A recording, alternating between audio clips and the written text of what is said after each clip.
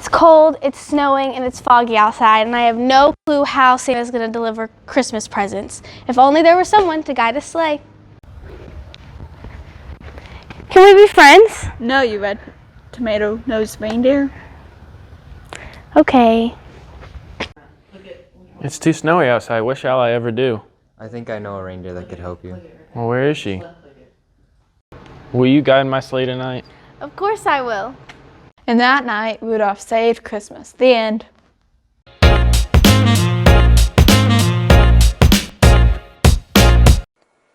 'Twas the night before Christmas, when all through the house not a creature was stirring, not even a mouse. The stockings were hung by the chimney with care, in hopes that St. Nicholas soon would be there.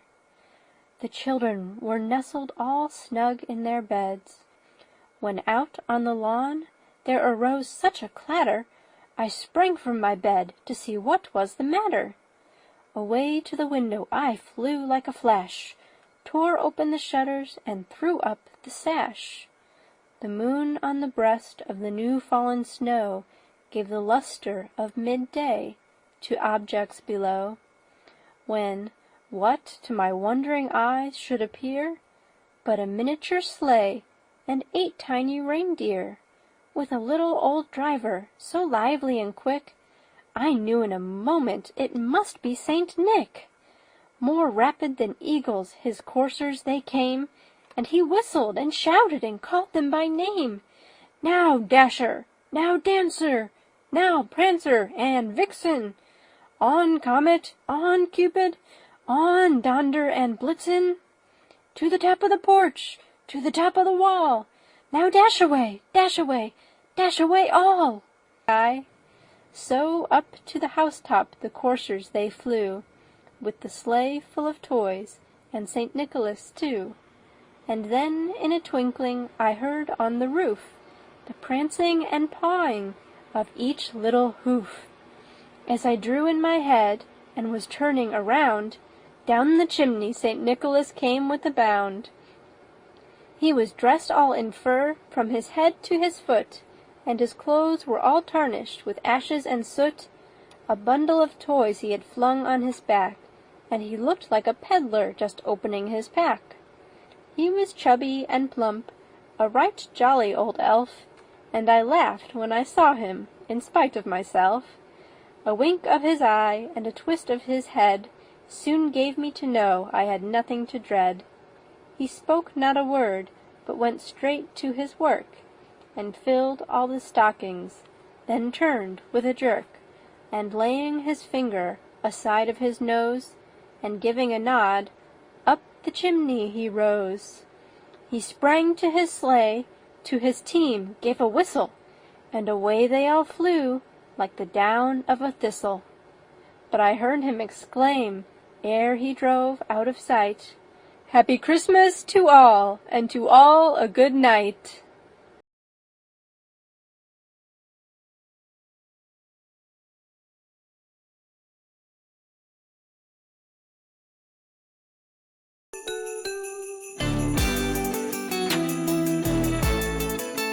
Welcome back to our LTN Sports. For our Christmas special, we chose How the Grinch Stole Christmas. Here's our favorite scene from the movie, followed by who played what. Take the bag off your head.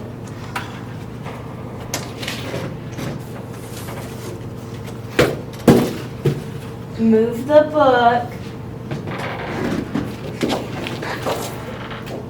And your foot, too.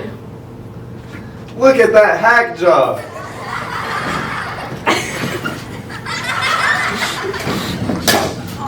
I hate Christmas!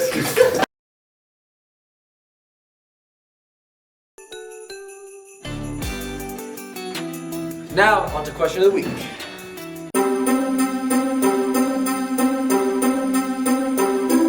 All aboard the Polar Express!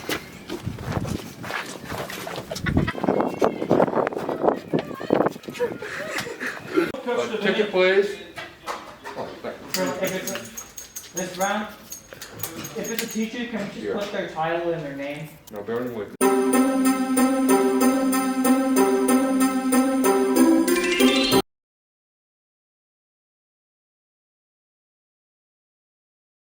Oh no, I've been attacked by a raccoon. Ah. Would you like a sample of this free spread? Absolutely. Ah! Oh. Did you have fun? Santa's coming.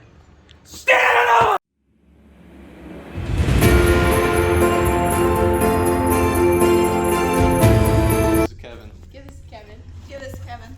Give this to Kevin. Give this to Kevin. Give this to Kevin. Give it to Kevin. Give this to Kevin. Here, Kevin.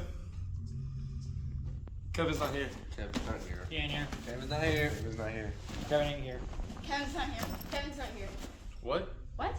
Kevin! Jingle, jingle, reindeer, through the frosty air they'll go. They are not just reindeer, they're the fast. We're Senior Spotlight. I'm Allie. I'm Jenica. And I'm Maddox. And now on to Word of the Week.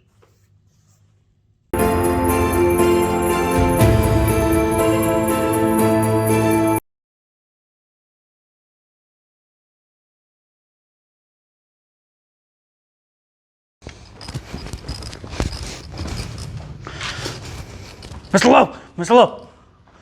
Yes, Will you tell us the story of Ebenezer Scrooge? it's a very long story. We have time. A Christmas Carol is a story of a cold-hearted, miserly man named Ebenezer Scrooge who, through the course of his life experiences, has grown to pursue only a love of money and has shut everyone else out of his life. And one night, as he's sitting on Christmas Eve, continuing to shut the people in his life out, being relentlessly cruel to all of his patrons, everyone who would come by, his family, people looking for a donation to help the poor. He is that evening then visited by an old partner, Jacob Marley, who, through his cruelty and his selfishness and greed and ambition, has grown a chain of labor and comes back to warn Ebenezer Scrooge that while his chain was long, Ebenezer Scrooge's is that much longer. And if he doesn't do something to change his ways, his torment in the afterlife will be infinitely worse. So Marley offers him an opportunity to be visited by three spirits: the ghost of Christmas past, the ghost of Christmas present, and the ghost of Christmas future. And while he thinks each of these spirits is supposed to visit him in 3 nights, they all actually visit him in the same night. One examines where it came from, one examines where he is, and one examines where he will be if he doesn't change his ways. And through his journey, Scrooge is reminded of a lot of joy and love and happiness that he did have in his life, and how he squandered it away on things that were very material and, again, very selfish and ambitious. And while all those things at the time might have seemed good, they ended up really only causing him to be alone and destitute, and for all the riches he thought he had, he found himself to be very poor. All to the point of realizing the fact that at some point everyone will face death.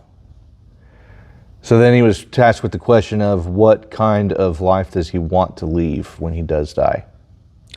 So through the whole experience and basically being scared to life by the ghost of Christmas future, he wakes up to find that it is in fact Christmas Day and resolves to be a new person, to be someone who, rather than just only takes, gives as freely as he would take. He serves those in need. He seeks to heal relationships with his family.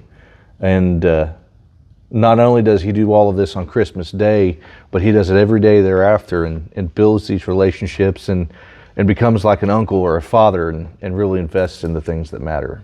And I think that's kind of probably why it's one of my favorite stories, because a lot of times we find ourselves to be selfish or wanting things that are material, but at the end of the day, what we really need are friends and family.